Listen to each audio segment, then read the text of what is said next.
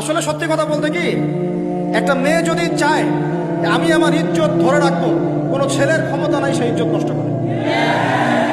এটাই সত্য কথা। আমার স্ত্রী এই কথাটা খুব জোরালো ভাবে আমাকে বলে, আমি যখন রাস্তায় হাঁটবো আমি যদি চাই তাহলে কোনো মেয়ে কোনো ছেলে আমার কাছে ঘেঁষতে পারবে না, আমি সুযোগ দিলে তখন ঘেঁষতে পারবে। একটা মেয়ে যদি চায় যে একটা ছেলে আমার সাথে ইটিস পিটিস করুক, সে ছেলে করবেই করবে। একটা মেয়ে যদি চায় যে একটা ছেলে আমার পর্যন্ত আসতে পারবে না, আমি আমার ব্যক্তিত্ব গায়রত বজায় রাখবো, আমি ডিস্টেন্স মেনটেন করবো, আমি কোনো সুযোগ দিব না, ছেলে সুযোগ পাবে না কখনো। এত সহজ না।